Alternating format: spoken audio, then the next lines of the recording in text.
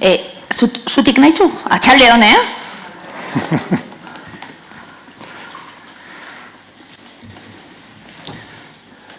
Argazki bat. Argazki bat. Bai, eskerrik asko. Bueno, zer ingo behar. Arratsalde on, eta ongietorri danoi, hasi aurretik esan lujo totala dela, Unai, Bernardo, zuek az egotia hemen, zuentzat bai, suposatzen dut. Badakizu guk, izketaldi txubet sortuko hemen, baina gero zuen parte hartzie eskertuko. Orduen, gairen bat edo galderaren bat egiteko gogoz dagoenak eukiko aukeri bai. Eta ziko gara purtsu bet, sortu idatzi eta bar titulu honegaz, irur hori sartzen da eskulako lako titulu honetan bizitza oso besartzen da. Sortu idatzi eta bar, zer ez da sartzen hor. Bi edo hiru, Bi edo hiru, bizitza. Orduen, apurtxu eta azteko, da sortze diburuz, gogo eta azteko. Sarreratxu bet, prestatu dut, orduen, sarreratxu bet, ingotzuti, Bernardo Atxaga, ia, zeure aurrien hau esan da neulotzateko nahielako. Sasoi guztietako euskal idazlien artean figura nabarmenetakoa da, zalantza barik.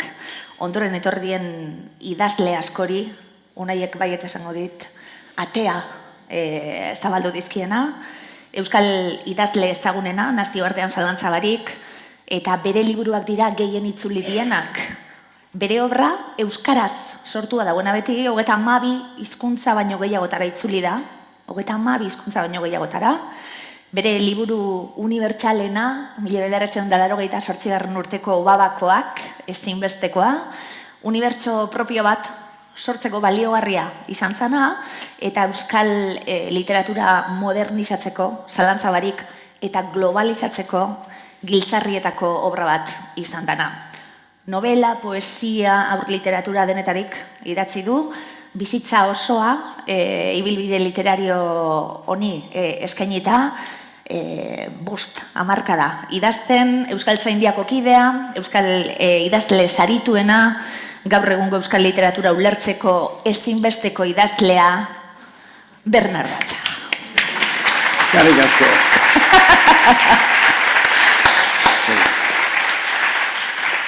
Eta Unai Elorriaga, egungo euskal literaturako beste ahots garrantzitsuenetako bat, filologoa, irakaslea, itzultzailea, zure fan sutsua naizni, bere novela ezagun eta saritu ez gain, aur literatura antzerkia komikiak idatzi dituena, seguru Bernardo Atxagaren irakurlea, seguru, ikusten dalako, eragina, eta ikusten dalako haize hori ez da, bien liburuetan. Nik berarenak bai, Zu berarena bai, ondo. Bere obra, euskara sortua bai, hainbat hizkuntzatan irakur daitekena, saiatzen zara gainera, Unai gaztelerara zeure lanak zeuk itzultzen, sari garrantzitsu asko, irabazi dituen idazlea hasieratik, esango dugu, eseperako tranbia lehen liburu zoragarri horretatik, eta azken liburua, azken Euskadi Literatur saria, Francesco Pascualaren 5. arima, sariz betetako ibilbidea, Unai ere bere liburuetan guretik tiraka euskalduntasun horretatik, eta gainera egiturak apurtzen, berritzen, liburuak euren artin oso ezberdinak egiten, bide berriak esploratzen, eta daukagun euskal idazle trebenetako bat, zalantza barik, Unai Elorriaga.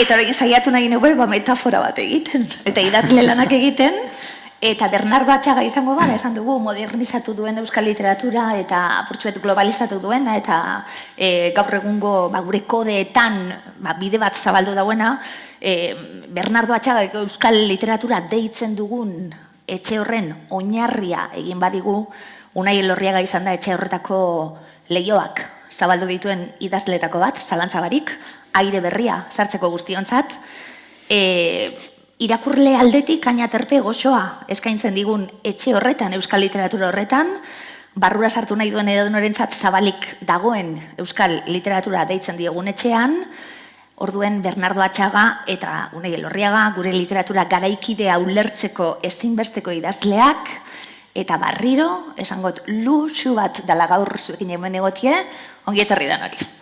Bueno.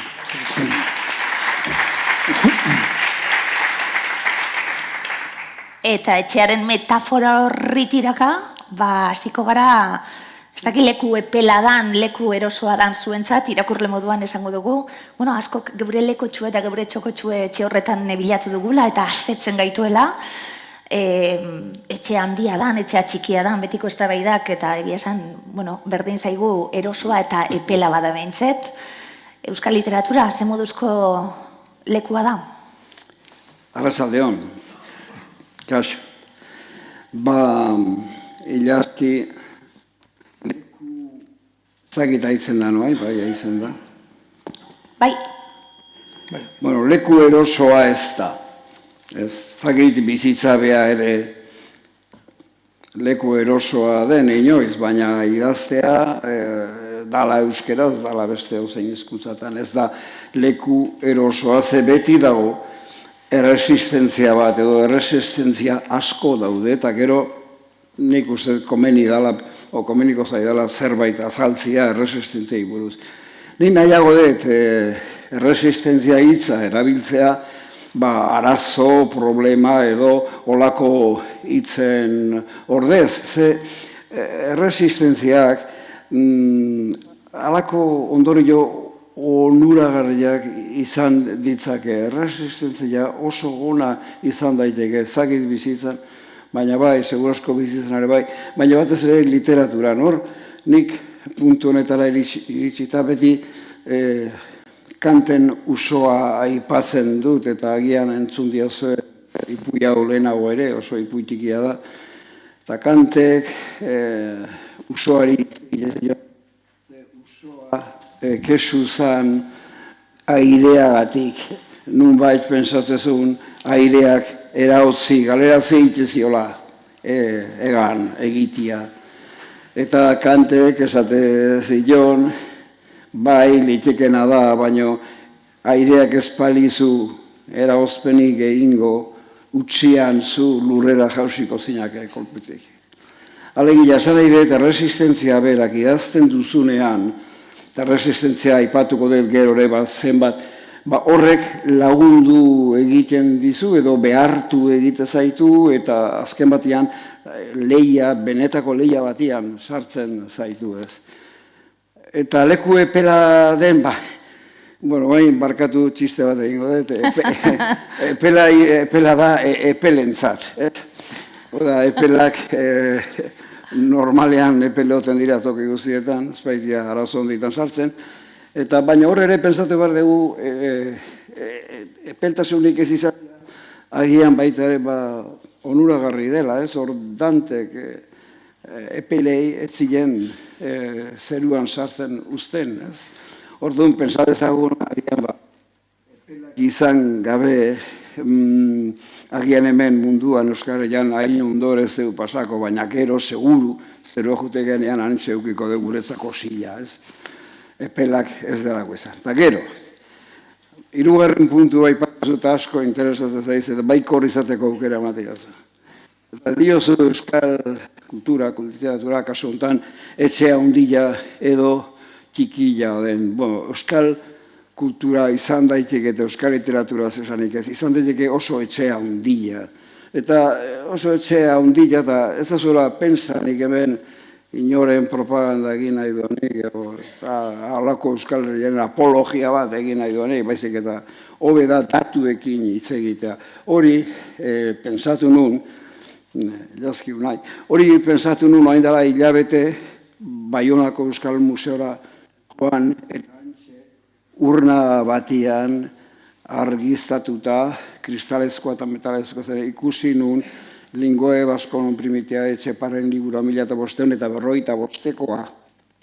Eta nik honen pentsatun, zenbat liburu 16. mendean eman dezagun, munduan argitaratutakoen artean, zenbat liburu lortu dute antxe zeon, ale bakarra, dagoen ale bakarra antxe zeon, argiztatuta, apal. Zemalik izan dute liburu honen suerte handia, ze jakina da, gaur egun, Euskal Herrian, edozein tokitan, euskara jalgiadi plazara kantatzen hasten baldin mazara, ia danak, ezagutzen dute kanta hori, kantatzen dute kanta hori, ez? Eta poesia baldin bada, asko esateu denez, idatzi dutenez, balako izkera, gogoangarri bat, Etxeparek idatzi zituenak, oso gogoangarriak zaizkigu, eta izugarrizko edapena izan dute gizarte batian.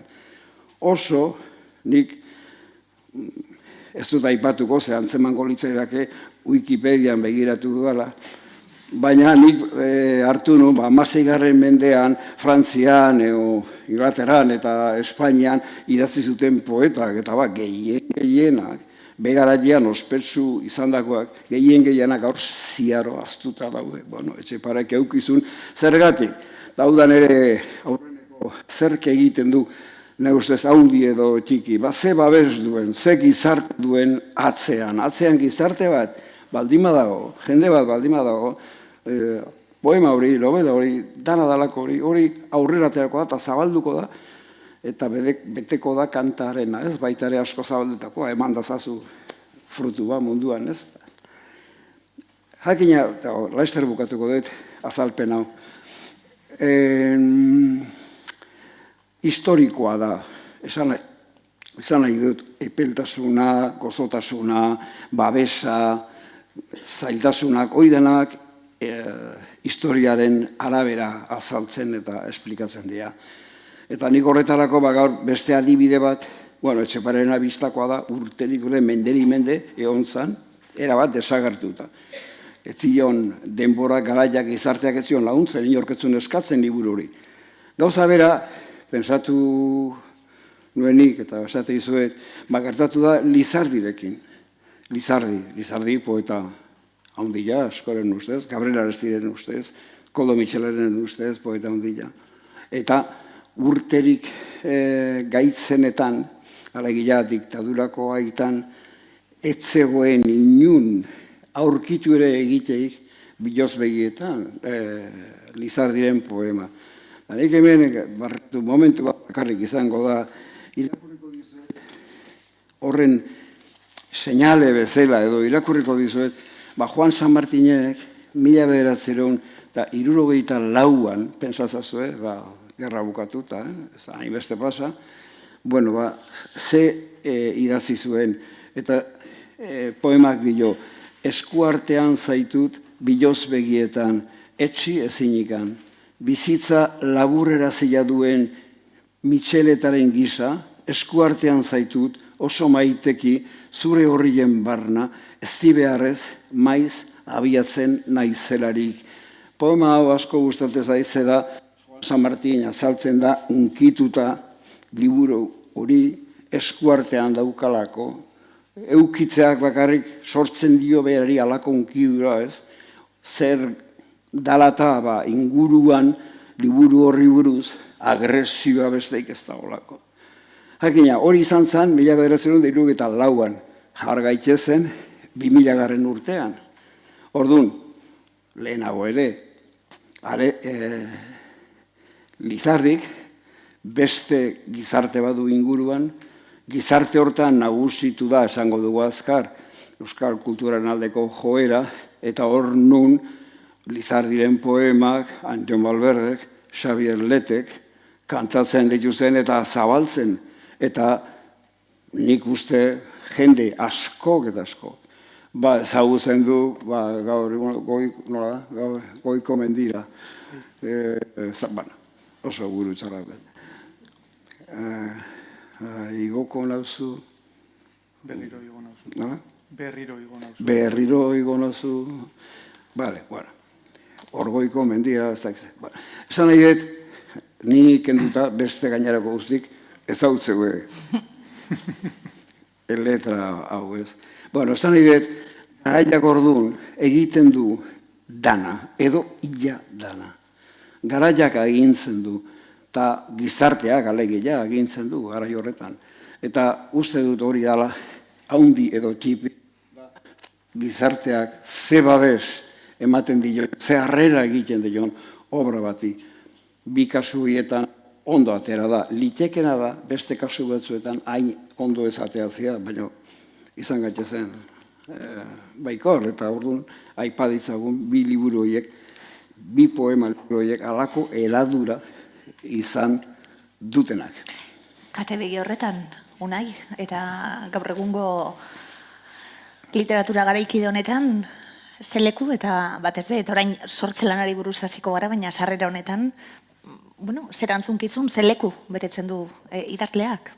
Ez, horri tiraka, horrela planteatuta eta gizarteak egiten dion harrera eta ikusita, askotan daukat nik olako sentipen txar bat, ez, gaurko gazteak eta ikusita, horiek izango dira etorkizuneko gizartea eta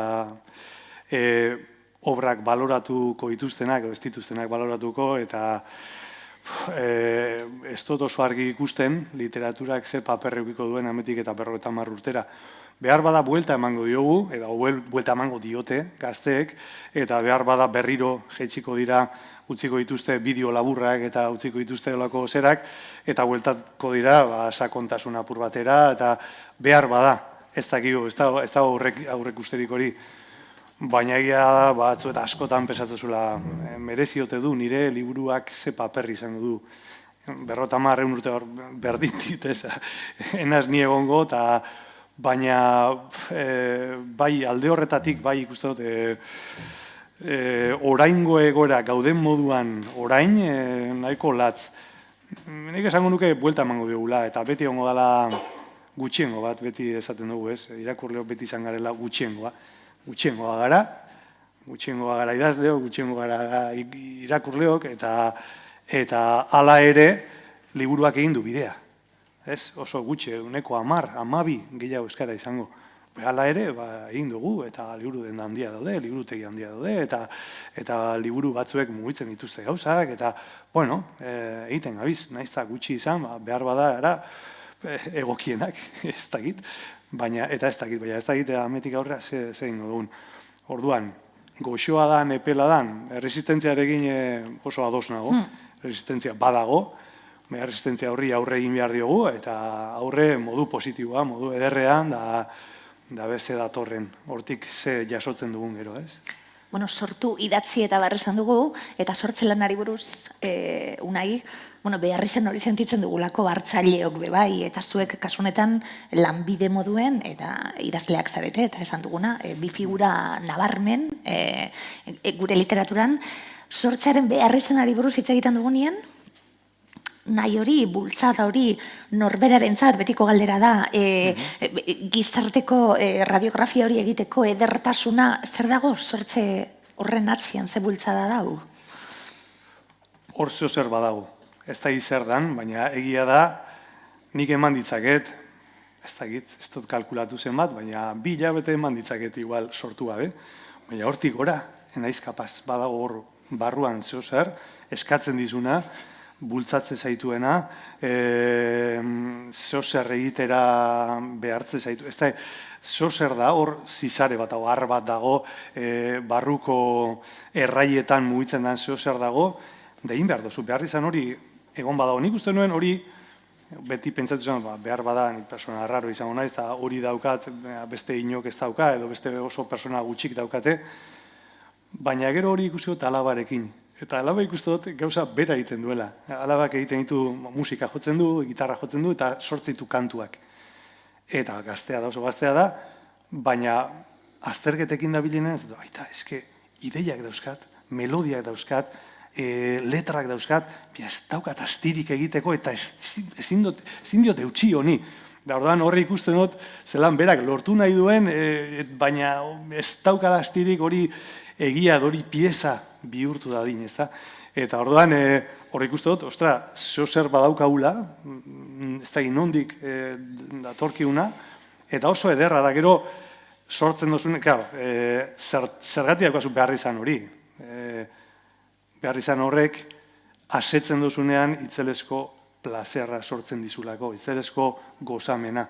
Da, gozamen bat beste zertan ikusi ez dudana.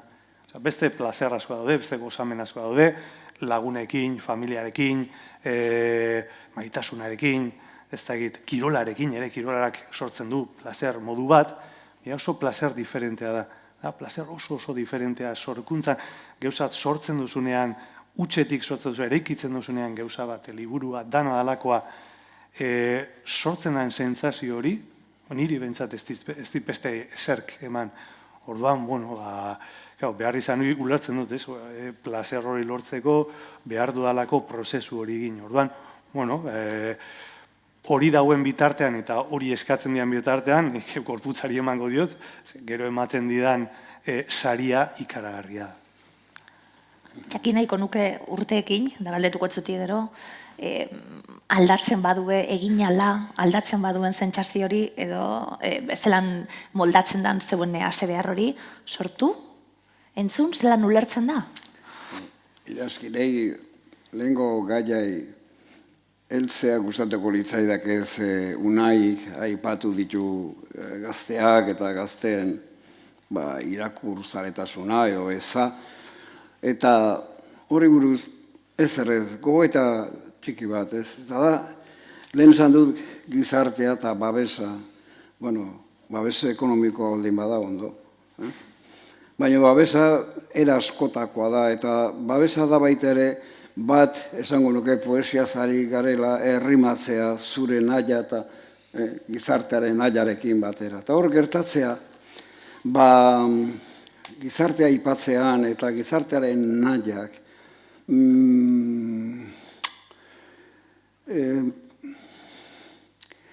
garai bakoitzak bere bizioak ditu, hola azkar esateko, bere maniak ditu.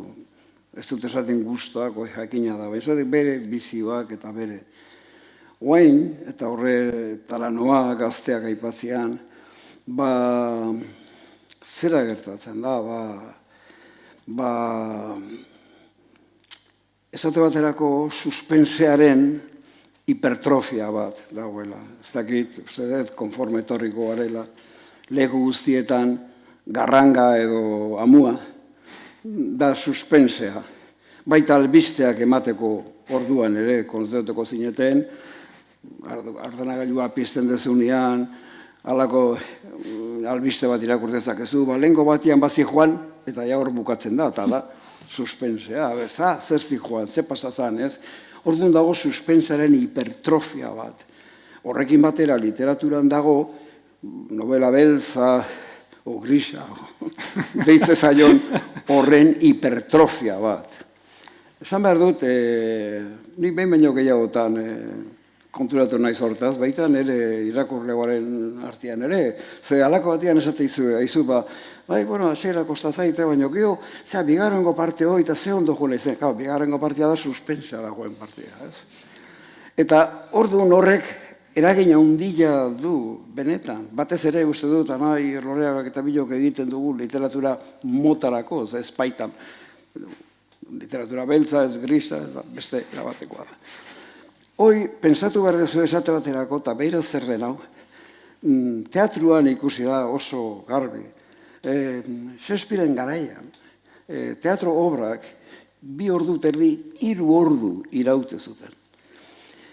Iparraldean, pasturalak, beste herri teatroak, 1 osoko teatruak eta festa zian. Gaur egun, zinea sortu zanetik, segur asko,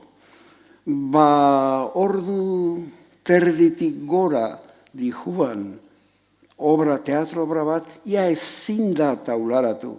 Ze jendeak muzin egingo lioke, ze zerbait dago gure baitan, gure buruan, eta ohitu egite zera denbora batzuetara, denbora tarte batzuetara, eta agian ordu terditik aurrera, tarte hori luze egia ite zaizut, ez ez sufritzen, ez? Gaurko egunean, jakina eraberean, bada mezuaren laburra. Gaur egun emateu denak aforismoak bezala idazi behar dituztela, da mezuaren laburra eta orrialde bat asko da, eta bar.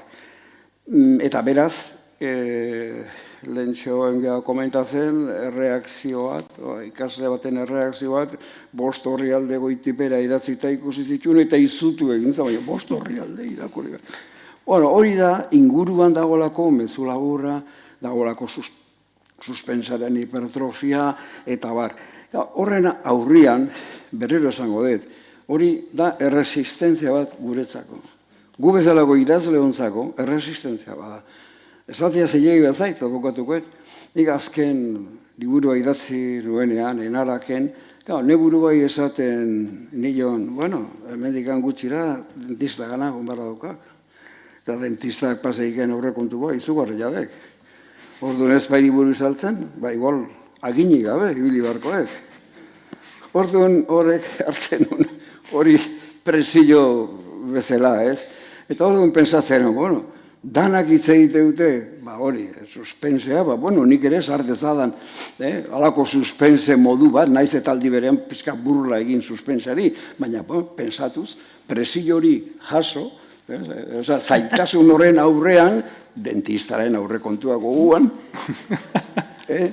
eta orduan horrek sortzeu, ba, novela hau kasunetan, o beste hainbat novela. Orduan uste dut egia dela erresistentzia hori, baina erresistentzia horrek ekarriko ditu, zalantzarik gabe, poesia formak eta errelato formak desberdinak seguru, ze gainera, lehen ere egin dira, eta badaude 3 lerroko poema zoragarriak, badaude 10 lerroko ipuin zoragarriak, eta uste dut erresistentzia hori izan badegula, batez ere guk, bestera batea idazten dugunu, baina sortuko da zalantzaik ez daukat. Ezin da gehatu sortzea edo idaztea, ezin da gehatu. Hori, ez dakit nola esan, gure baitan dago, erritmoa gure baitan dago bezala. Gu ezin geha bizi erritmorik gabe, oinez egiten dugunean bezala. Ezin geha bizi erritmorik gabe, eta ezin geha bizi. Uste dut, poesiari gabe, ipuile gabe, kontaerari gabe, ezin geha bizi eta urrengoak ere, ez dia biziko olakorik gabe, uste dut. Bueno, hori esan nahi non bakarrik. Moldatuko da, orain arte moldatu dan moduan be, bai, ez da estilo berdina, aurreko mende hasierako edo orain gue, eta irakurleok be aldatzen guez, eta suposatzen dut idazleok be, bakoitzak gure lanien be bai, ez da berdina orain 25 urteko telebista eta orain gue, eta moldatzen guez danok, ikusleak edo eskatzen duenari, edo apurtxuet geburetik egiten be bai, baina dagoenari. Sortu esan du, unai, musika ipatu du, eta idatzi kasu honetan, idaztea bada sortzeko era ederrenetako bat. Guztion eskura segurazki ez dagoena. Hain ederri idaztea, horrelako historio bat hasieratik amairera sortzea, egitea, egituratzea, eta gero gainera, ez dakit, baina letraren pisu hori bertan geratzen dalako, idatzita geratzen dabe bai, betiko, esango dugu, ez dakit horrek ze pisu daukan, edo lehen esan apurtxuet saria badabe bai, ondo adierazten danien barruen dauena, bazte derra, hortxe geratzen dala be bai. Ez da nik ederrena dan, edo ederra dan, beste eder batzuk ere badira, musika ederra da. Zinea ere ederra da, ez da hainbatago, ez? Pintura, eskultura, dana dira ederrak.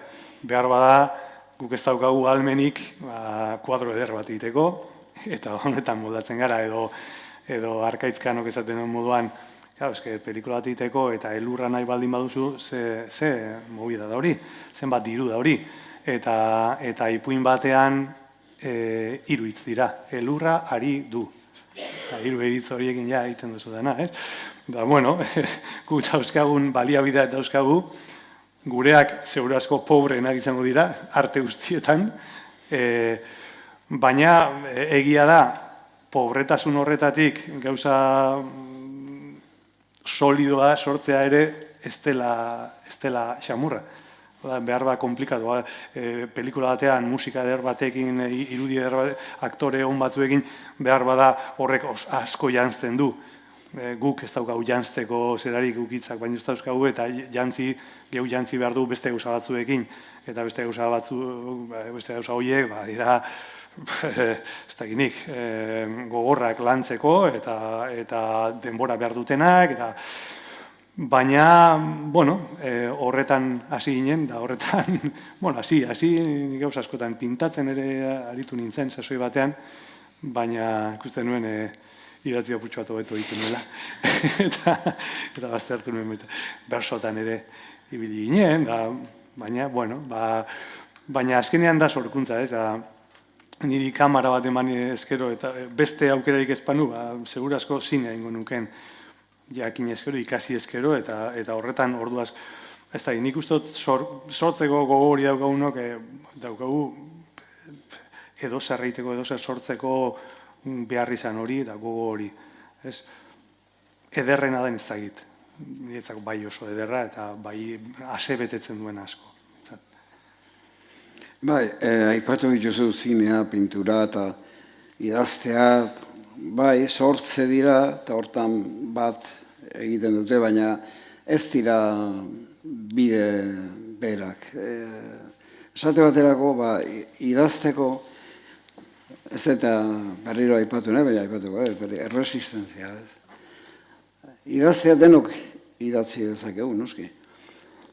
Idazteak duen arazoik handina, da mugimentua ematea, mugimentuaren lagun gutxirekin, o laguntzaile gutxirekin, esan nahi dut. Hemen gu hizketan ari gara, eta aurrena daukagu ahotsa, gorputza, keinuak, eta tonuak, ahotsa zoragarria da, ze ahotsak ematen ditu, hainbat eta hainbat informazio, baitare, iotzezunean, jeste mehetzen dezunean, loditzen dezunean, orduan, zuk bizitzaz, edo zer naiz, hitz egiteko garaian, zuk baliapide asko daukazu, baldin eta horregatik zineak, ez du zineak aurrekontu balortzen baldin badu, hortik aurrean ikuste dut jadana erresa dula, zertik zinea faktikoa da, ikusi egiten duzu, personaiak ahotsa du, mugitu egiten da, eta gure artean esan da, ez esan, baina nik geopelikulak bigarren aldiz aztertzen ditudanean, iruditzen zait, daudela jauzi batzuk, eta deus ex machina, bapatian, hola, kolkotik ateatako trukoak, etengabe, suspensetakoan daude jauzi batzuk mortalak. Baina nola, zinea dijoan, da zu begiratzen jozu aktoreari o aktoresari, eta dijoan azkar, zu konturaturetzea egiten. Hori, idazten, irakurtzen ari danari, ez zailo pasatzen, irakurtzen ari dana oso dago erne, eta ezin du sinestu oso sinesgarria eztan zerbait. Bere modura, ez da modu ulertu behar hau modu periodistikoan. Eza, zuk idazteakoan, ez dakit, txorakari bat esateko, hasierako horri aldetan, personaiak zigarro erretzen baldin badu, eta gero, novela guztien ez badu erretzen, irakurle gaiztuak esango du gaizu, baina honek ez datzun erretzen, ez? Ze pasazaio, ez tezu esplikatu, noiz utzi duen erretzen. Esan nahi dut honekin, hori dela ne ustez, idazleontzat eta idaztekoan dagoen hori, erresistenzia handina, zailtasuna handina, bakarrikan, azken batean dira letra batzuk, eta hilda daude, ez du txikiten, daude bata bestia eratzean, ez dute zer adirazte. Orduan, hilda bezala, hilda dauden, sinu batzuekin, zuk alegina, egin behar duzu horrekin, movimentua sortzeko, esan nahi baita, bizitza. Pinturan eta baitare zailtasunik ikaragarriak daude, baina dela gutxi irakurri genduen etxian kometiren zehabat, elkarrizketa zehabat, erretratoak nola egin darek esatezun, ezin da erretratoek egin, ezin da representatu personale horpegia ezin dut, denak dauka hori ez, beti aipatzetan da nire leif motifo zailtasun hori, bai, gurea, da batez ere egitea utxakin, alegitea mortu dauden sinu batzuekin, bizitza egitea. Eta hori, apustu bezala ere zoragarria da. Ze oso zaila eta gehienetan gizki ateatzen zaizu. Baina irakurtzen dugunak hori nahi dugu, definizio oso eder bat da bizitza irakurtzeko modurik sakonena idaztea da, zuen kasuan, eta gure kasuen hartzaile moduan, ulertu nahi ditugu gauzak, eta fikzioa gai librean, eskerrak bertxoetan ibili zeran, unai, gai librean ibiliko garalako, hemen daukagun da nahia ezin dugu esan, zintzotasuna, aipatzen da, idazten danien, edertasuna bebai, helburu ezberdinek bebai, batzuk esaten dute, ez da? Munduan zerbait ustea da idaztea, García Márquezek, terapia da, Graham Greeneentzat, norberarentzat, norbere egirako bidea, Virginia Woolf, ies egiteko modu bat, Tolkien, dana izan alda, bebai. Idatzi, liburua, fikzioa, nola ulertu, zer eskaintzeko. Itxikotzutik gero zueri galdetzen, hau denpori aurrera dulako, orduen apurtxuet hortik abiatute eta era librien erantzuteko galderie dau. Gauza asko dago hor, zintzotasuna hor bai ikustot gauza gure literaturatan oso argi ikustena zintzotasuna da usteot idazten dugula biok guretzako esentziala dan zehoseri buruz. Ez du askotan entzuten izan dugu, batez ez zine zuzendariek esate dute hori, idazle batzuek ere bai, nik albiste bat ikuste dute telebistan eta horri buruz idazten dut. Ez da Indonesian gertatutako istripu bat, eta hori niretzako, nik ez dut ulertzen hori ez, guk idazten dugu, nik uste dut ala egiten dugu, eta hori zintzotasunaren zati handi bat, guretzako esentzial oso garrantzitsu oso bere bizikoa dan gauza bati buruz idatzi behar dugu beti. Izan familia, izan laguna, izan eriotzarekiko gure jarrera, gure gurasoen, ez da, zehose herria, ez? Orduan, nik uste dute hori niretzako hasi nintzenetik eta gaur arte hori izan da gidatu nauena, eta nik uste dut horre ikusten duela, eta gero, gero aipatzen dituzun, terapia eta egia da, horri buruz idazten duzu, nik aitaren eriotzari buruz idazten baldin badut, gure aita hil nik 9 urte nituela.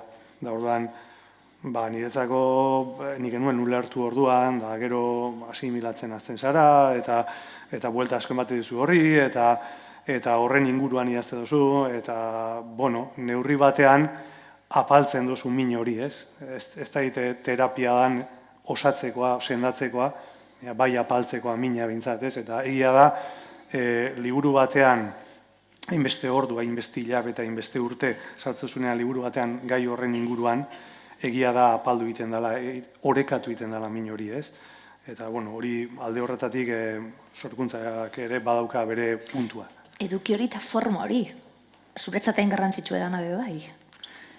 Unai eta edertasun hori etika eta estetika esaten dana, ez da? Eduki bat emoten du, era eder baten, liburu polit bat danien, politxe, berez, objektibu da, oso ondo dauelako, hitzak oso ondo aukeratuta dauzelako, bihurrituta dauelako, hori bada, suposatzen dut, ariketa pertsonal bat, zeuen buruen neurtzeko egiten duzuena, eta egingo duzuena. Bai, edertasuna nik ulertzot, edertasuna da hizkuntza aldetik batez ere edertasuna, niretzako edertasuna, ez da inbeste edertasuna, espada egiantzekotasuna. Hau da, niretzako egiantzekotasuna, batzutan egiantzekotasuna, berosimilituz, esaten erderaz, hori ulertzen da ekintzetan, ez? Ekintzak izan behar du egiantzekotasun, baina hizkuntzak ere bai.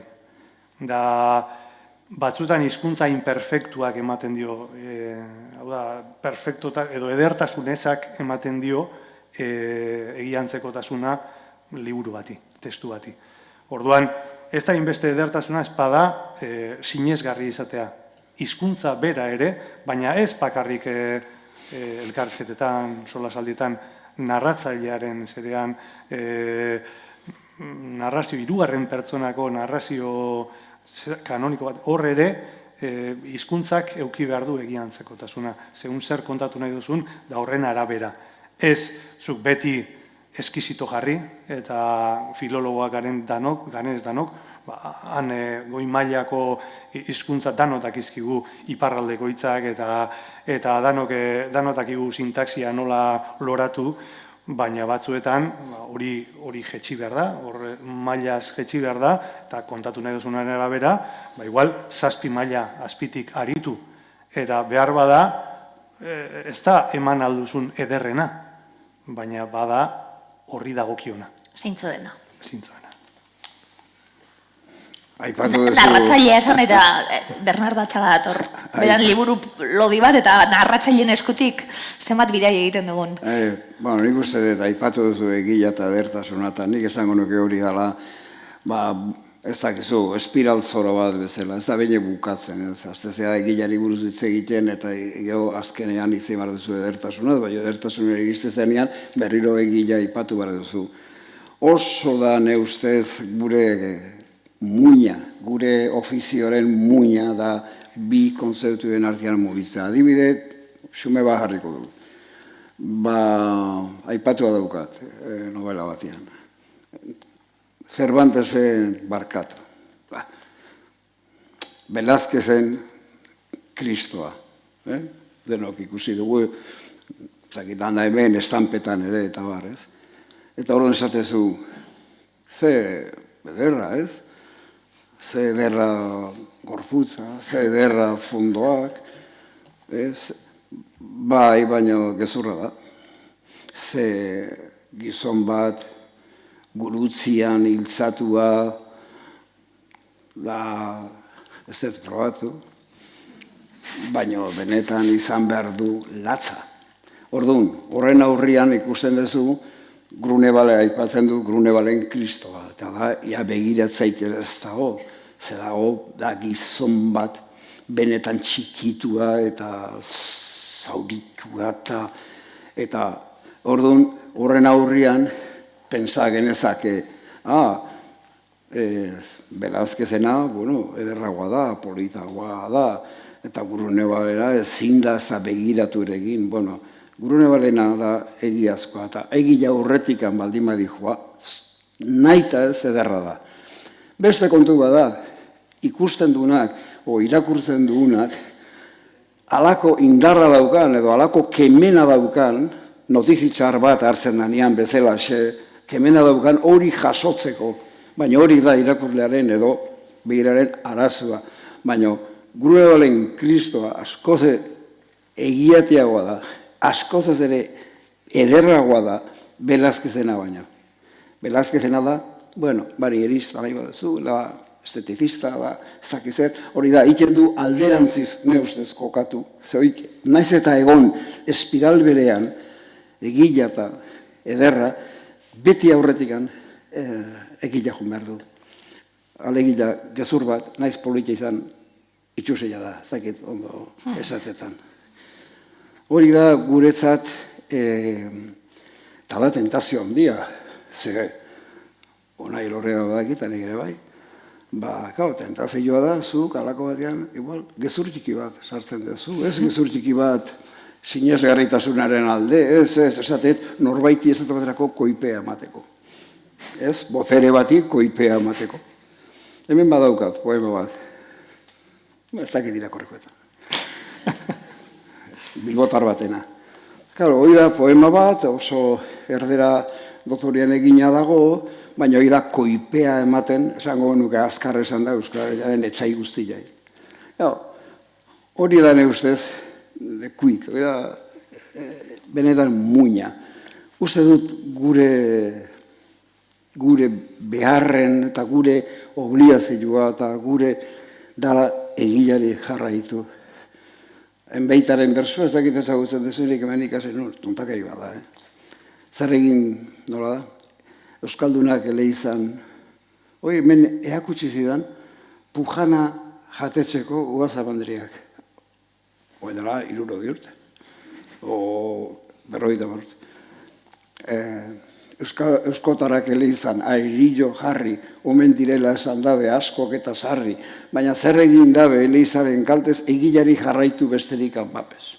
Bueno, ordunik ere esaten dut, nahi esango balidate zerbait, idatzi duarei buruz, ez zaigu gustatu itxusia da, esango nuk bai, baina nik egilari jarraitu diot besterik Mbapez. Hori da, pensatzen.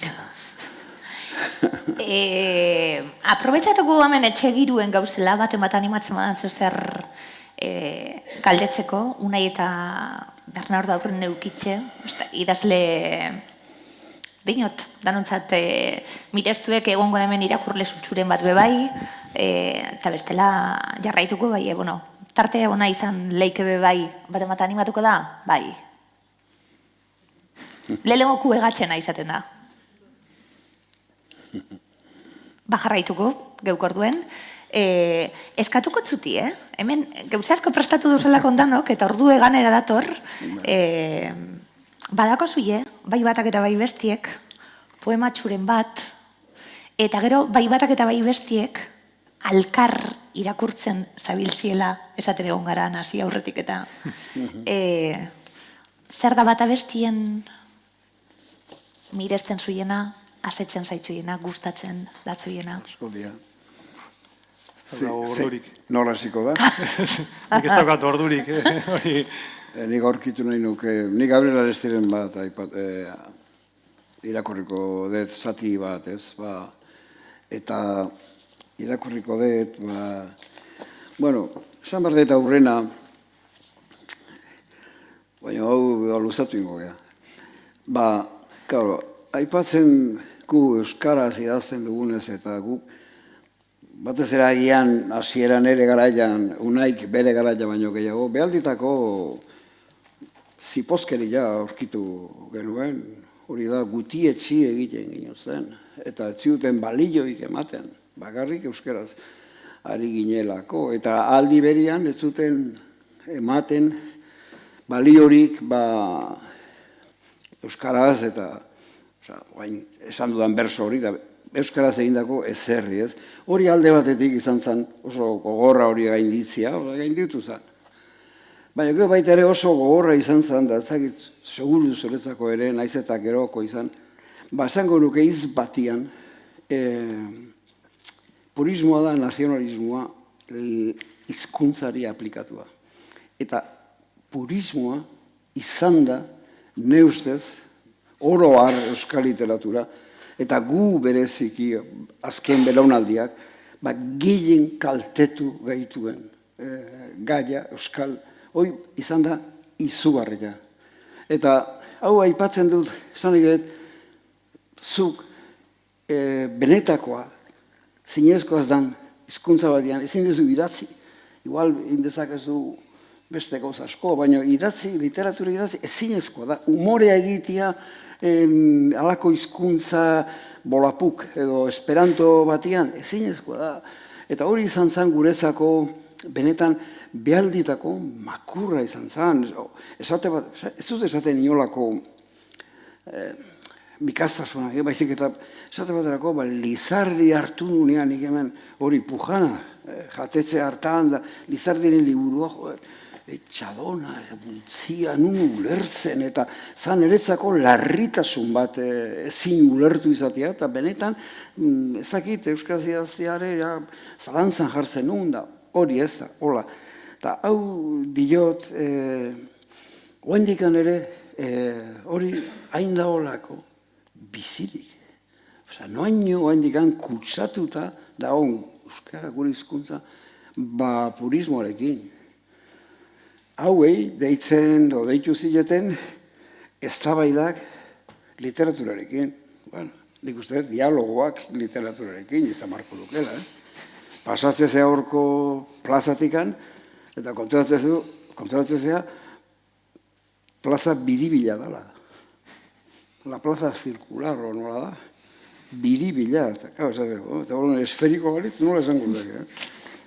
Eta etengabea da, eta ikuste duzu, iruzur egiten dela. Ikuste duzu, hor ere egila eta ez egila. Egite da iruzur, eta disimulatu. Eta hori guretzako da benenua. Oso da txarra. Eta hori, nik aipatu nahi dut horretik Arestiz behintzat, niretzako, Unai gazteagoa da, eta agian hori bide hori eginagoa zegoen behintzat literaturan, Guk irakurtzen genuenean,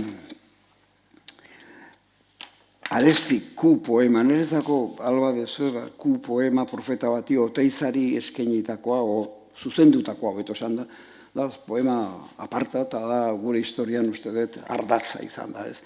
Eta esaten zunean, da nik hau irakurtzen egionean, harri eta herri, ez pujanan, baizik eta deustun, bizinitzanean, ez dakit nola trebitzen aizen onela eskribitzera, euskera klaro batean, euskal garbi honetan, ni nahiago nuke egiaz diot, olako hitz zakarrik ez erabili, ni ere garbizalea, baina ez. Hala esaten nion lehengo gunean gure jakintzuari, nahiago nituzke gure euskal berbo erromanizatu honetatik erdal modu guztiak sustraitik kendu, nahiago nuke iberiar eskrituran eskribitu, nahiago nioke grekotik hartu dugun teknik hitz bakoitzari euskal hitz egoki bat kausitu, ez dadin honela nirekin haserra inor. Ez ezan inork nigan euskararen kontrako gorrotorik bila, baina hola gertatu da eta nik ez dut kulparik mundu guztiaren kontra nola usartuko nintzake, nire lekua dago herriaren aldean, nirekin dagoena euskarariarekin dago, niarekin bainago.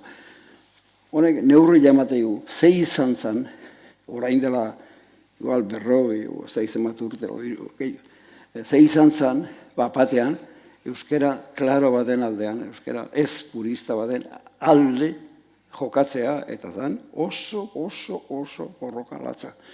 Zorionez guretzako, Arestik eta Quintanak eta Juan San Martinek eta horiek ordaindu zuten, eta gu etorria haien babesean lasaiago eta hizkuntza preparatuago batekin.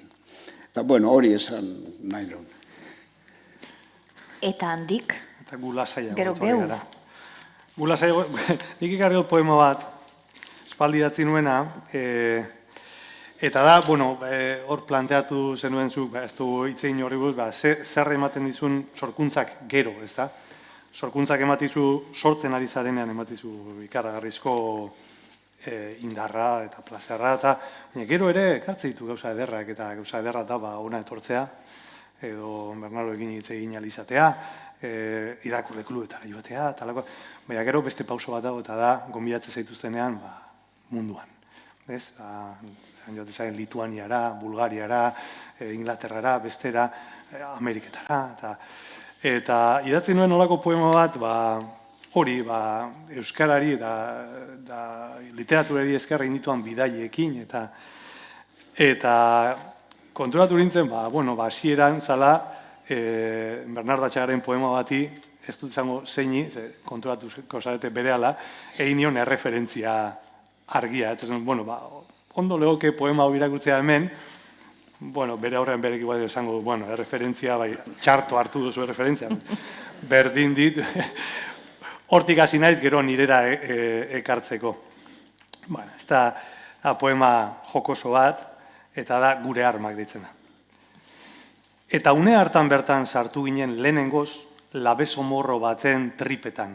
Barkatu, aireplano baten tripetan. Barkatu, izan gaitezen serioak, Airbus E320 batean. Eta Oxfordeko unibertsitatera heldu ginen euskara eta biok, aze belarrangoa gizona. Egingo dugu errukbian, Mr. Wilkinson, tentuz plakatu euskera, favorez, artrosia badakizu. Eta hitzaldia egin genuen euskarak eta biok hizkuntza modernoen sailean, eskerrak hizkuntza modernoen sailean. Eta barkatuko didate Eugen Koseriuk, fonologiak eta zergatik ez Ferdinand de Saussurek berak ere, baina Oxfordeko agure haien neurotransmisoreak izerditan hasi ziren. Eskaude halako hitzaldietara ohituta esan zidan Tolkienen antza zeukan katedratiko batek.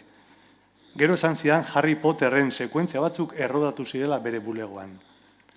Eta Lituaniara ere deitu zigun halako batean Markus Roduner izeneko irakasle batek. Gaztelania marrazki bizidun argentinarrekin ikasi zuela esan zigula, uste dut. Baxena esaten zuen Gepetori buruz hitz egiten zuenean. Italian, batek esan zidan, nire liburuaren aurkezpena etorri zala, atletik gustatzen zitzaiolako. Lyonen, gehiago ziren, o gehiago ginen izlariak, entzuleak baino. Ruandan ez aldaba frantzesez egiten. Irlandatik unibertsitate hilegorriak gogoratzen ditut. Eta irakasleetako bat haurdun zegoela. Eta gogoratzen dut, itzulerako hegazkinean, barkatu Labeso morroan, itxura armeniarra zeukan gizon bat. Irakurtzen ari nintzen liburuaren hizkuntza zer zen galdetu zidana. Alkandora beltza zeukan soinean, kurdua ere izan ziteken. Eta estatu batuarrak estimatzen ikasi nuen New Yorken, besteak beste.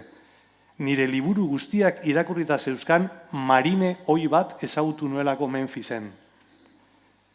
Eta euskarari betaurrekoak jauzi zitzaizkion Bostoneko kaleetan, baina hori ez da metafora, hori haize kretinoa izan zen. Eta Mexikon lore sorta bat eman zidaten euskaraz idazten dualako. Eta laku baten ondoan jan genuen mariskoa, euskaraz idazten dualako. Eta tequila esta padrísimo botila bi oparitu zizkidaten euskaraz idazten dudalako, hala uste dut behintzat. Eta ongaren leku guztietan, alegindu naiz azaltzen, zein zen Lazkao Txikiren altuera, eta zein den Amets Arzalluzena. Eta zergatik ez zuen Sherlock Holmesek bere terretxeren erailketa ignominiosoa ikertu. Alegindu naiz azaltzen, auzoko diktadoreren besapetan, trenak jaiotzen zirela urriaren 23etan. Alegindu naiz azaltzen, nolakoak garen gerratik gatozen umeak, zer ziren laboa, punka, erreferendumak, kooperatibak, pantera arrosak, edota gure amak. Onda, oso da. Ofizio honetan, bizitzan, danon ofizioetan, idazlearen ofizio honetan beti ikasten zaudela, esaten dute, idazle handi guztiek inoiz ez dela iristen leku horretara edo bai. Urtiekaz, zelan ikusten da? Bernard Batxak atzera baitu, esaten zabiltzelako oinirurogei urte, tabernan, aresti irakurtzen, gaur entzun dut Ruperren hiri erdolduaren kantuari pasa da, zeure poeman oinarritu eta bitu sumat urte pasa bien, zelan ikusten da, bide dana atzera begiratuta. Jarraituko, ikasten, erresistitzen bai. Hola, urte batzu dituzten guztia badakite, hasiera batean bizitza atzea begiratuta da alako errekta bat, ezela, lerro zuzen bat, ez? Baina gero urteak etorriala atzea begiratuta alako errebuelta bat bezala ikusten duzu, ez? Hori da, zure bizitzaren errebuelta ikusten duzu, eta asko zaze erresago, erabaki dezakezu zer izan da zure bizitza, ez? Ez dakit, oso zaila da, ez dut uste galdera honi erantzun bat behar zaionik, erantzunik gabeko hainbat gauza dira eta hobi da orduan isiltzea, horri buruz. Uste dut beste jabe teoria bat bezala egiten duzu zure buruan, ez? Teoria bat bezala, zehozer. Pentsatzeko modu bat eta pentsatzen modu horrekin batera, sensibilitate bat garatzen duzu. Agian beste zure hemengo lagunari batea ardura ez dion zerbaitek zuri berriz behalditako kolpea ematen dizu.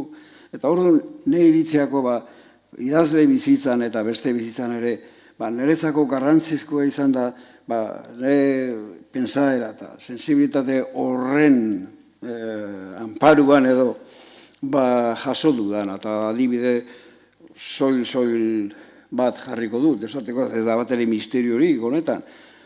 Oain leheno pujana, oain esango dut, berriro deustu, eta deustun bizi ginenean, da ekonomia ikasten genuen, da hola, eta nire kidiak, hau lehen hori kontatu dut, nunbait, baina uste dut, ez dakit, erakusgarri dala, ez? Nire pisukidiak, manetofi bat erosizun. Orduan oso zaila zen beha etxe honekoa zan eta oso monetu foi ona erosi zuen, eta pensio bat zan, eta orduan esan zuen, probatu egingo dugu, eta orduan etxe hartako jabia, Guazabandria, zan Deustuko karamelera. Eta Deustuko karamelera etorri zanean, esan zion, beira, hau monetu foia da, erosi dut, kantazazu zerbait. Eta orduan esan zian, ikusikoek, desde Santurce Biloba kantatuko dik. Eta orduan Andrearek, bapatian, kantatu zuen, obabatxue, kantatuko nuke. Obabatxue behilegi, zainonek aite diruri, ikisiko da dantzan ondotxu, aite gara emon balidi. Eta geho Jose Manuel, bere semia zan Jose Manuel, horako gizon puska zama, joka umetan, eta horren Jose Manuel doian orduen, zaldi urdinen gainean, beste mile gehiago joango dira atzean. Eta esaten dut, agian beste bat zehonan, beste mutil bat ekonomilari jarek ez du aintzatare hartu hori. Eta ni berriz, pensakeragatik, sensibilita, zeinun. Kopiatu alik eta azkarrena, eta hortik atea zan, Etiopian obabatxo aipatzen dut, atea zan obaba, eta dena ez. Esan nahi dut, azken batian zu bizitzen aizean bezala, jasotzen, eta kolpia jasotzeian bezala baita ere argi jasotzea, eta orduan, alaxe egiten dezu gero liburua ez. Liburuak, eta nork bere kolpiak, nork bere argilak, nork bere liburuak ez. Hori da. Askotan, ez dakit amaitu behar dun, seguraski bai, baten bat, zeo zer esateko gogoz, galdetu ez padan bebai esan,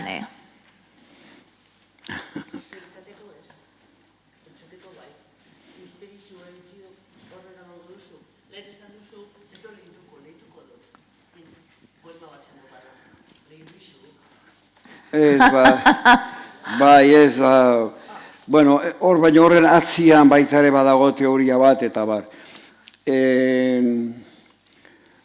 azkar esan barko de, erdal munduan eta erdal literaturan, alako balio jakin batzuk zeuden. Azkar esateko eredu aristokratikotik antzeto zenak. Orduan, denbora batian, egia esan, ez zinan ohartzen, eta pensatzen zen duen, alako idazlia ez dakinoa, kondesito bat zala, eta zuzentitzen zinan, hango, zalditegian morroi bat zina bezala, ez? Hoi ala izan da, hemen guk, Euskaldunok, eukidegu, alako gutxiespen bat, eta soziala, eta hola. Eta orduan, hoi esan da, geho kontuatzezea, eredu aristokratiko horretan eta idazte zuten horiek, oso teoria kaskarra zabiltela literaturari buruz. Esate baterako, behaiek entzuten baldin bazuten, sorginen konturen bat, pentsatzen zuten, hau zea da, Euskalduna, sorginak eta historio horiek, eta baina geho, pixkanaka, zure jabetzen bazo, joatezea, eta orduan esaten zu, barkatu, Shakespearek, erabitzez ditun sorginak, izugarri, Cervantesek ere, Montesineseko Koazuluan, han sorginak, eta orduan esaten zu, Shakespearek erabili baldin mazatun, esan nahi dut zergatikan da bigarren mailakoa eta hola. Hau den esate izut, ze horrela amaika gauza ipatu genitzake, ez? Ahozko kontuk eta eta orduan alako batian zuk, teoria bat itezut, esatezuk, teoria bat itea da balioa ezartzia, eta zuk esatezuk, ez kontuz, zorri gontuiek, gauza zoragarriak, bat esan dagoen dela gutxi, irakurri dut, la dama de Urtubi pio baro jarena, eta da zoragarria, eta da sorginak, eta bai. Hori dala, eta nik hemen guain ez dut orkitxeko, ez orduan, karo, nik zate, bersuak, nahi bersuak egitenak ez izki gustatzen, baina bersu batzuk asko gustatu dizkit, eta nik apuntatu egiten ditut, Eta orduan, pentsatzen nuen esatia, nola askotan, esango nuke, gutxietzia da hon literatura batian, aurkitu daitezkela benetako poesia izpi distianteak ez. Eta hoitako bat da, haber aurkitzen dudan, bai, ze suertia, aurkitu inda. Aurreneko partidaitzak, bai, horretaren alaba batek, izenazun Lukasia Elizegi, eta Lukasia Elizegiri garai hartan umiak asko hiltzezian. Jaio eta zeidu da hiltzi zaion bigarren semia. Eta orduan, Lukasiak ezekin idazten, baina egin zuen berso hauek eta beti iruditu zaizkit oso onki garaiak, oso poetikoak eta oso. Eta orduan irakurri nahi nun esan ez bezala, barkatu, poesia ez dago ia esan nuke beine aristokraten kamaretan, baizik eta Ortibarren atartian, errota batian, Andre batek bere seme galdu bai kantatuz, ez da. Esaten du. Semiak izan azun nun bait, Ignacio Mari, eta hildago aurreko beste neskatua zan justa. Eta orduan esaten du, non zara gure seme hau kantatu egin beharko litzake. Non zara gure seme Ignacio Mari, ebaren umietan etzara geri, erreutzen guatik aita jainkuari, zeru eder horretan, gizara juari. Etzera de bakarrik arreba justakin, jangoikua goratzen bilek alkarrekin, arren errukila izan zazute gurekin, zuen atxatama eta zenideekin. Bizitza, hau da zora garaia, bizitza handari jotzan, gabiltz zuen bila. Gure izatia hortan bukatu dedila, ikuste zutenean gure gorputz hila, erakutsi zeruan gurezako sila. Eta, orduan esaten dut, olakoak jasotzeko behar dezu pentsaera bat, ideologia bat, eta behar dezu sensibilitate bat, eta zuk kondesitok esaten zunean horrek ez du, ez arbale jo kondesitu, esan behar diozio, eona isilik, muturzik ina.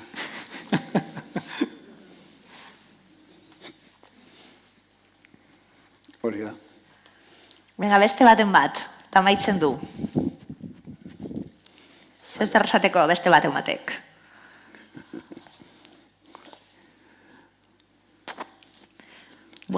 Jarraituko erresistitzen, natzien, bai. Ez dakitz borobildu zegazingun, guk irurok, erresistentziarena badalako, da sasoi bakotxak eskatzen dagoen erresistentzi horregaz, hori gero? Bai, eskerrik asko, banagatik, eta galdetu nahi nuen, sortzerakoan, idazterakoan, ze eragina dauka erabiltzen duzun bidea. Adibidez, nik irakurtzeko, momentu honetan erabiltzen dut bai liburu digitala eta aurretik ez neukan ez da pentsatuz, ere horrelako aukeraz. Gaur egun bietan, ala ere nahiago dut paperra, oraindik ere. Eta sortu idazterakoan zer eragina dauka paperrez idaztea, zuzenean, zuen iritziz, edo ordenagailuz, edo zer eragina izan daiteke adimen artifiziala.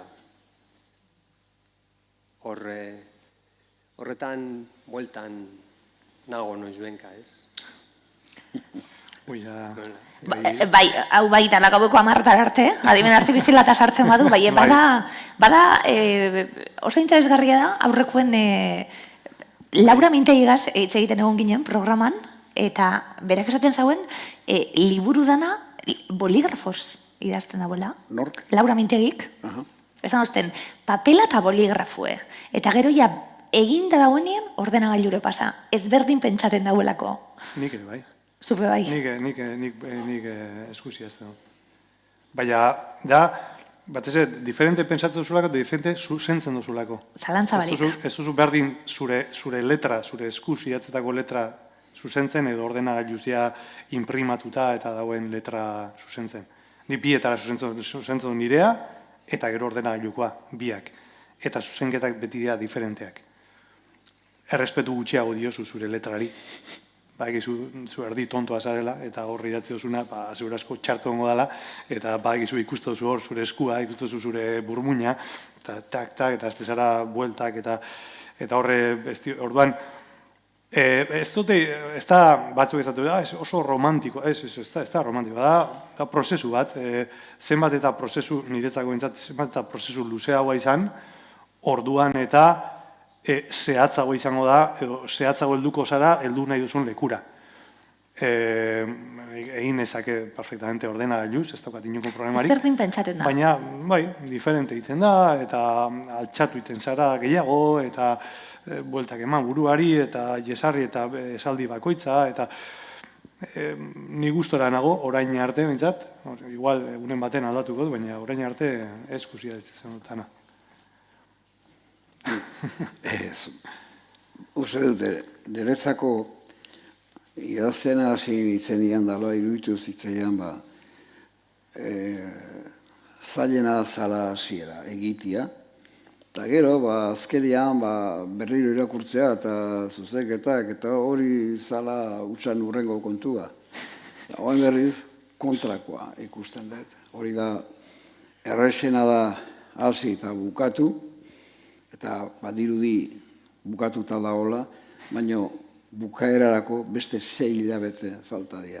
Eta 6 hilabete horiek dira berriro ikusi, kontraesanak. Hoi da, ez aldala, konturatzia ze imperfektoa da gure esana, gure idazketa, imperfektoa da izugarri. Esaten dute, zakitegia dan, klasikoak, Cervantesek eta horiek, baina ez da izango egia, idazi eta idazte zutela, eta ez zutela atzea begiratzen, da batzuk esate hori probatua dagoela, ez?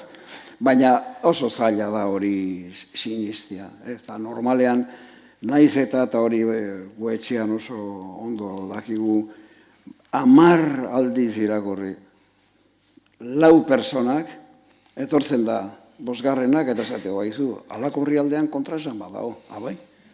Esan nahi dut, oso imperfektoa da zera idazteko kontu bau, eta orduan gero etortzen dana niretzako hori, eta hor ze erabiltzen da, hor erabiltzen da, batez, hain programak eta daude, zorionez, baina normalean hasierakoa paperez, hori da bestea, zu paperean dauna irakurtzen baldin baduzu, hor harrapatzen dituzu, zailagoa baita, eta orduan harrapatzen dituzu behalditako arazoak, eta orduan hori da, eta lumak egiten duna, edo, da, zearen gainean, zuzenketak eta gero horiek pasata, hori da, ez da, karo, nik uste inspirazioa behar da abiatzeko, hori ala izango, baina inspirazioa halako batian, kanten txori jau dela, azten da, beraka, eta benetan, behin behar da suspertuta hola, ez?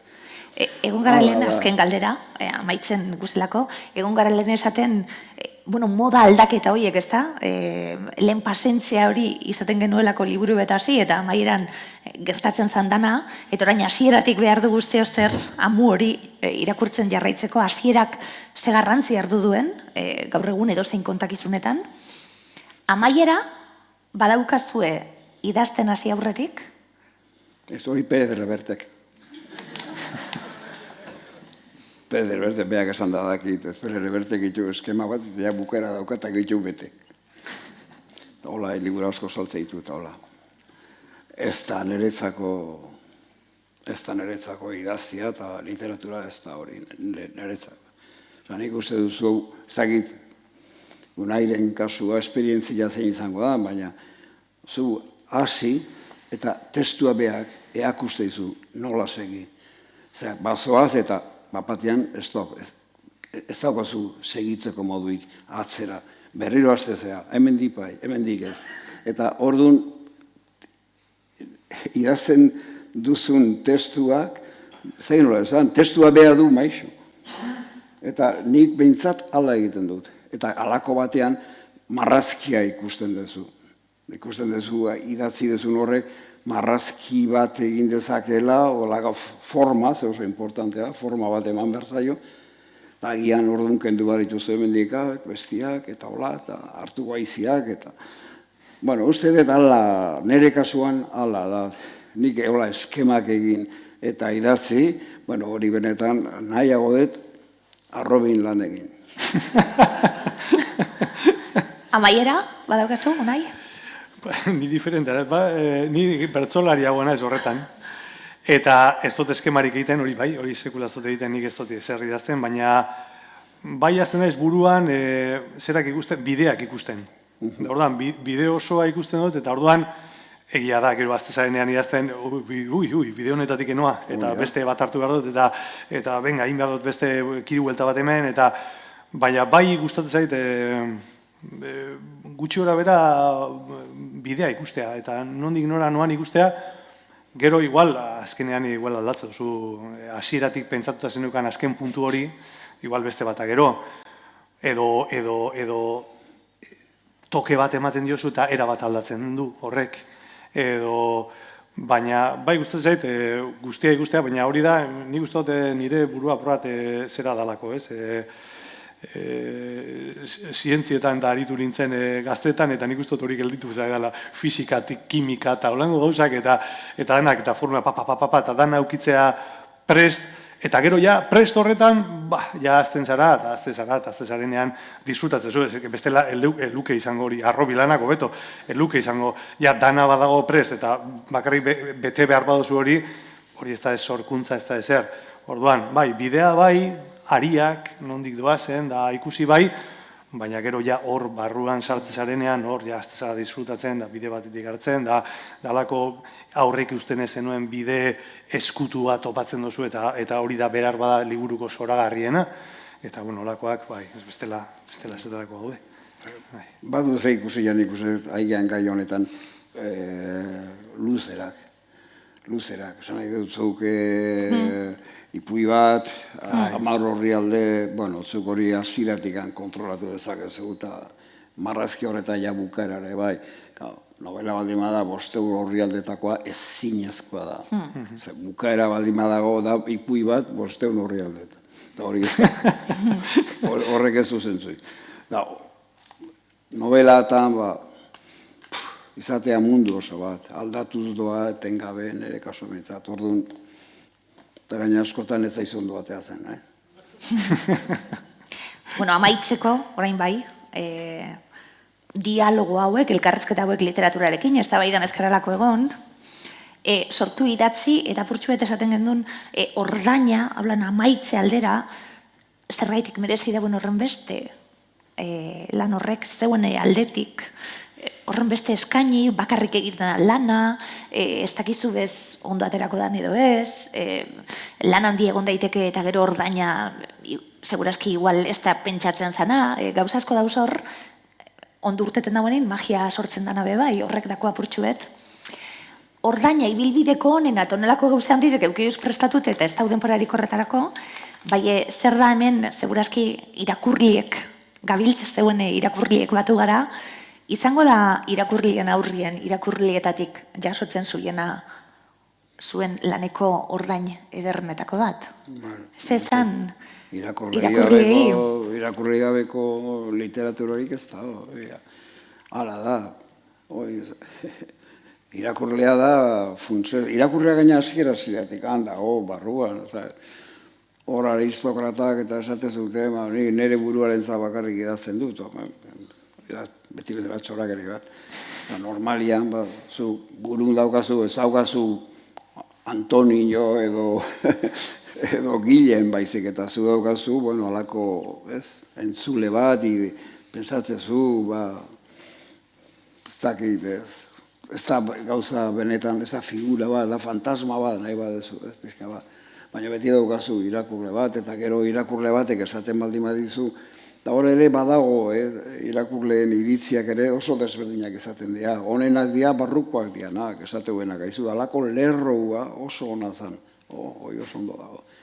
Desate maldi maizu, Edo liburua barrura ondo sartu irakurri da. dut, bueno, hori ez dalako hitz. Barruraino sartu da, liburuak inspiratu nau zazpi aldiz berri irakurriot, liburuak bizitza aldatu ditu, olako zeo zer, entzuten danien? Bueno, bazpare ez sinistu. Ba, ez da egit, hor ere, bueno, hor dago ez, ezin dago, Esplendor nola zanua, pelikula hori, miresle batek baitu egiten du, idazlea, Stephen King, osea, ez? Asko maite du, eta baitu egiten du. Eta etxetik ateatzen duzten, osea, ez ba, bueno. Hor badago, zea bat, badago distantzia bat, eta hori da liburua. Liburuaren aurrean da, kontuz ibili behar da, ez dakit. Bade derra honai. Ni gertatu izan zait askotan ez, batzuetan bai, baten baina gehiagotan, etortzea Durango kasokan, igual, hau paragrafo hau, kapitulu hau da, bizitzan irakurrian kapitulurik, pasarterik ederrena. Eta justo hori, zalantzan egon naiz, hori kendu ezkendu. Egon naiz kentzeko sorian, zati hori, askotan gertatu zezet, kentzeko sorian egon naiz pasarte askorekin, etortzea eta esate, hau da, nola idatzi dozu, nondik atea dau, eta egon da, hemen esagertzeko eta sakarrontzi batean amaitzeko, zera, eta azkenean utzi dut, igual, detalle bat zeukalako, igual libururako, baina askotan gertatu zait hori. Gu danatarako gauzelako, horreizi gertatzen da hori. Eskerrik asko dan hori tortziarre. Barkatu Ilaski, esan du, gauza bere esango nuke, askotan, entzun izan du jo, Juan Carlos Perezi lautilatu. Hori, bueno, azken momentuan bazartu zala baina, bueno, egon ziala kentzekotan, da nahi zuten kendu, eta ez dakiz eta utzi zuten pixka bat, bueno, behar zalako beste kanta bat. Hoi, askotan entzun izan du diot, eta gero, lautilatu bihurtu da, hipno bat, orduan askotan gertatzen da, irakurleak arrazoi dula. Eskerrik asko, segi sortzen zuek, segi idazten, eta guk segiku jasotzen zuen lana. Eskerrik asko den hori tortziarren, okazuek.